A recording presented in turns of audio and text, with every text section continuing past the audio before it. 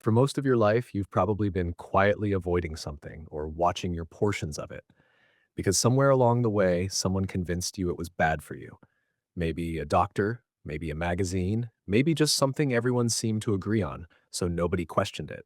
Here's what's strange. When researchers actually go back and test some of these warnings properly, controlled trials, real subjects, weeks at a time, a surprising number of them don't hold up the way you'd expect. Not all of them. Some of the old advice turns out to be exactly right, but others fall apart in ways that genuinely complicate the story we thought we understood. One food on this list was tested in a randomized trial last year against a belief that had shaped breakfast advice for decades. The result went the opposite direction. And that's not even the strangest one here. 10 foods, 10 reputations built over decades, some earned, some exaggerated, some based on evidence that was never as simple as the public story made it sound. Number one, eggs, the food that took the fall. For decades, the advice was blunt: one egg yolk a day, maximum, if your heart was already at risk. The logic seemed airtight. Egg yolks contain dietary cholesterol, high blood cholesterol is linked to heart disease, so more dietary cholesterol should mean more blood cholesterol. Simple math, except your liver doesn't do simple math. Your body makes cholesterol on its own, and when dietary cholesterol goes up, the liver often compensates by producing less. That response isn't identical in everyone, and the original story treated dietary cholesterol like a direct pipeline into your bloodstream. Human biology turned out to be messier.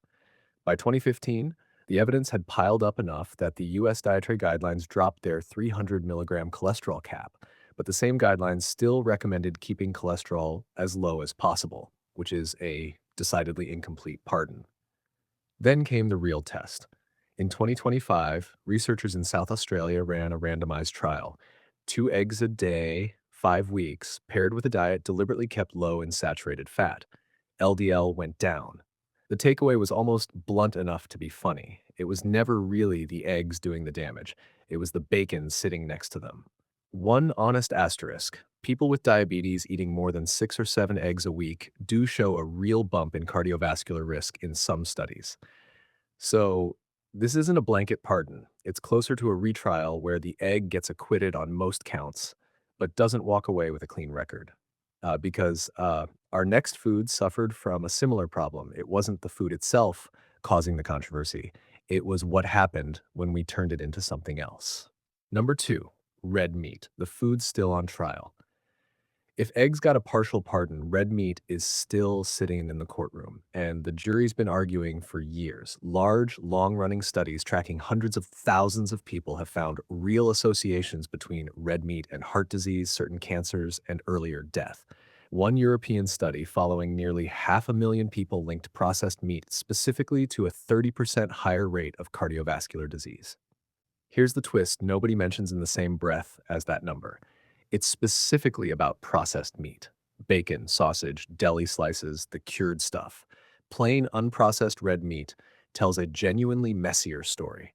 A major 2019 review, using the same grading system doctors use to evaluate drug trials, looked specifically at unprocessed red meat and concluded the evidence linking it to disease was weak, too thin to justify a confident blanket recommendation.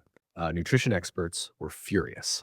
That's not the end of the argument. A separate analysis of who funded the research found that among independently funded studies, nearly 3 out of 4 still found unfavorable cardiovascular effects, while industry-funded research tended to land somewhere friendlier for industry. What actually holds up? The line between processed and unprocessed matters more than almost anything else in this debate. Processed meat carries roughly 4 times the sodium of fresh cuts, plus preservatives.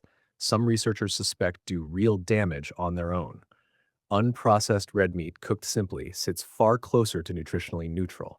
Red meat isn't the villain it was made out to be in the worst warnings. It's also not the hero some newer voices are selling. It's sitting exactly where the honest science sits, unresolved. Number three, potatoes, the botanical outcast.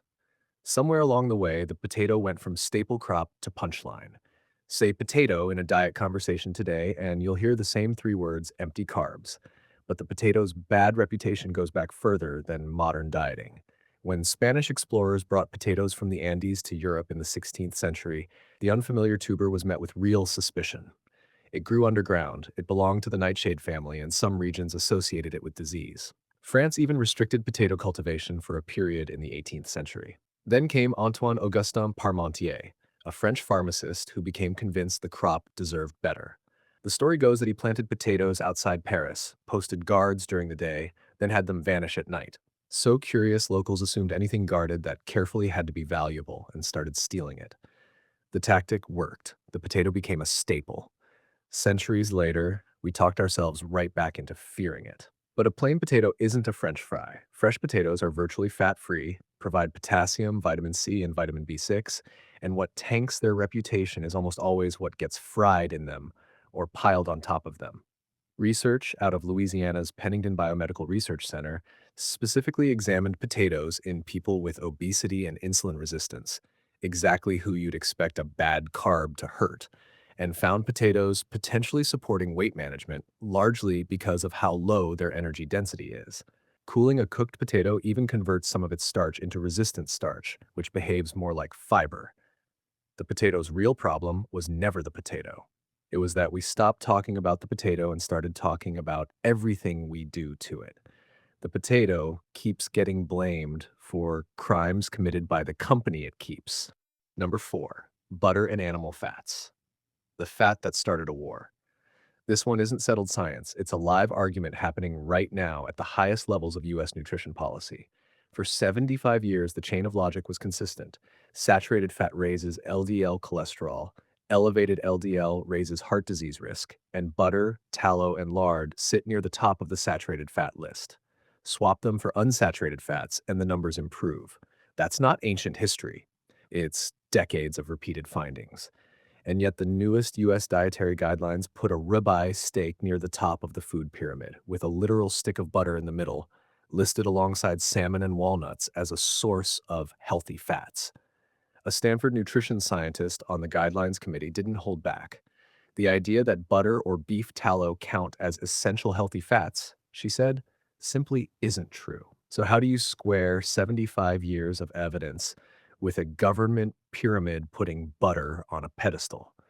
Some newer research has started distinguishing between sources of saturated fat rather than treating them all as chemically identical.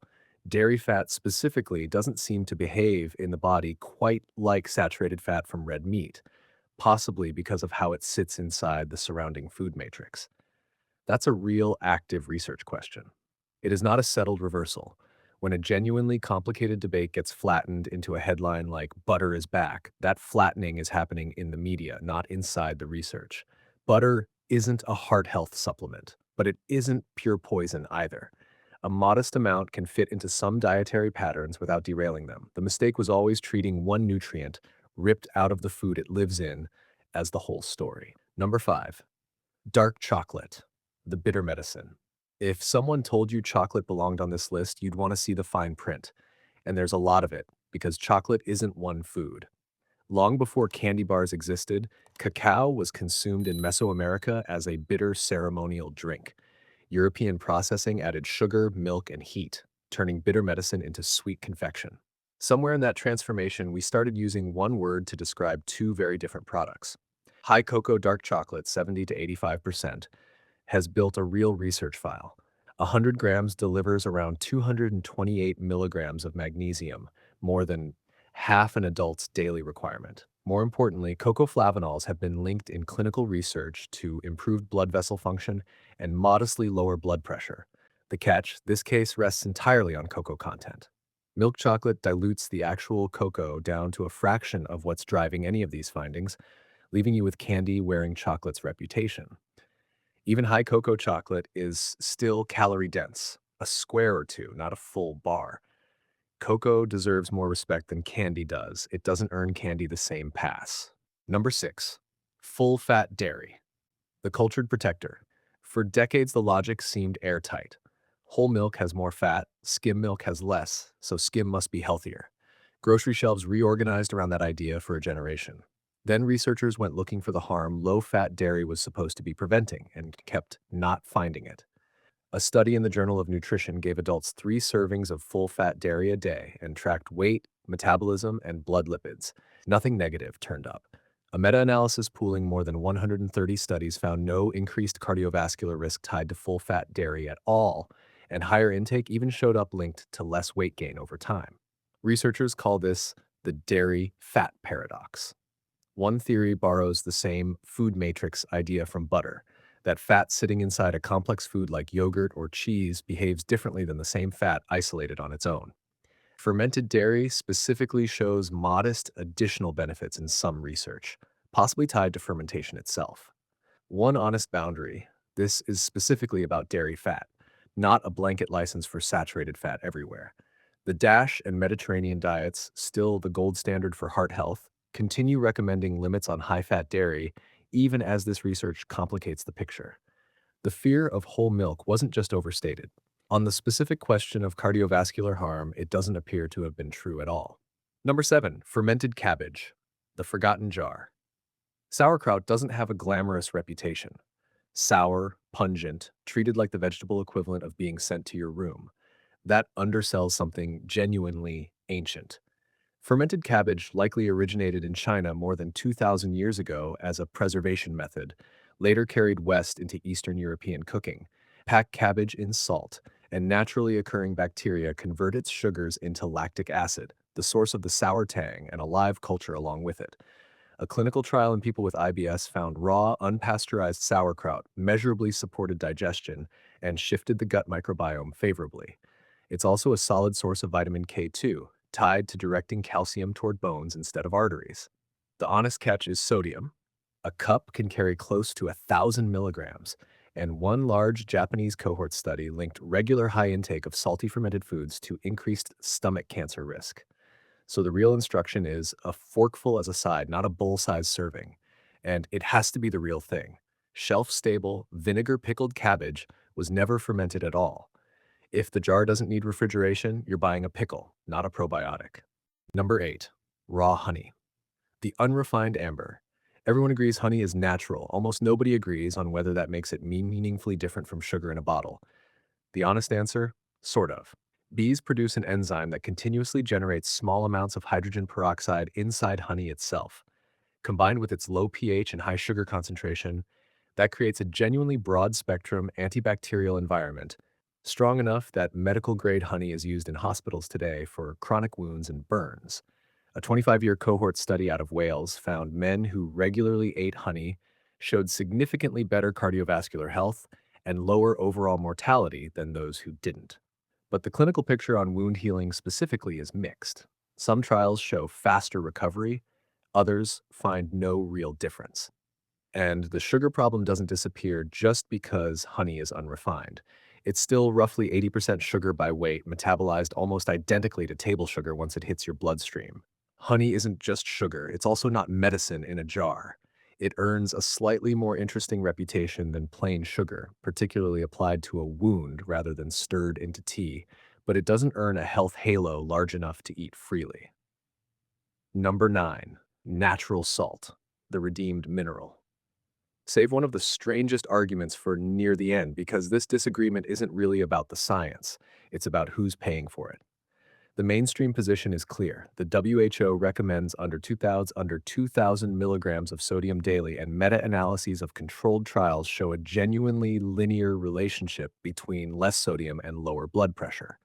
A 2022 paper went further, accusing parts of the food industry of funding decades of research specifically designed to muddy that consensus because sodium is cheap, flavorful, and sells more beverages.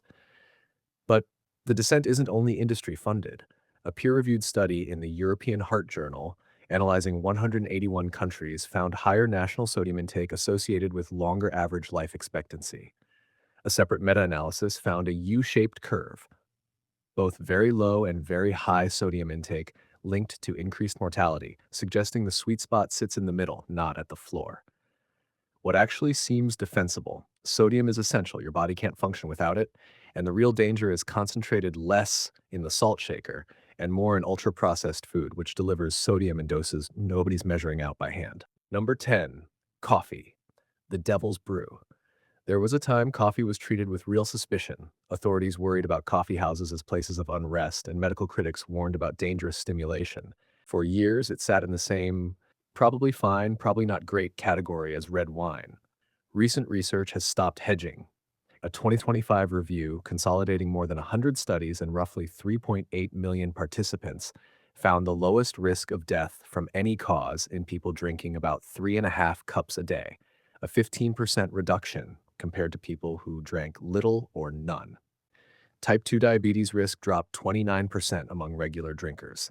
One wrinkle worth not skating past: a separate meta analysis found coffee's cardiovascular benefit was statistically significant in men, but not in women in that pooled data. Nobody's fully explained why yet. And a 2025 study in the European Heart Journal found morning coffee specifically was associated with lower cardiovascular risk than the same amount spread through the day. Decaf often shows many of the same favorable associations, which suggests caffeine isn't doing all the heavy lifting. Sensitivity still varies person to person, and drinking it too late in the day can undo whatever benefit it might offer by wrecking your sleep. The old image of coffee as a dangerous stimulant has aged about as well as most of the warnings on this list.